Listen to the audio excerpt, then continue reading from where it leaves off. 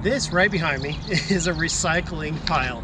What we do with it is after all of the trash and debris comes from out of your yard, we bring it here and then we turn it into the compost and soils. So nothing is going to waste after we pull it out of your yard. So hey, you're helping the environment. How long does it take for that to break down? No, they shred it.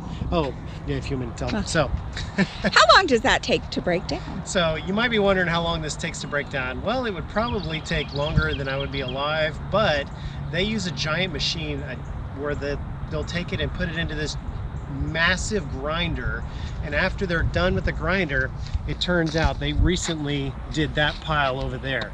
And so this is our regular soil yard. We've been coming here for years. They absolutely love us, and so they're letting us walk around their property. I'll show you an aerial view in just a minute, but this here, that's what they're finished. That's their larger debris, so even your trees and everything can be recycled as well too.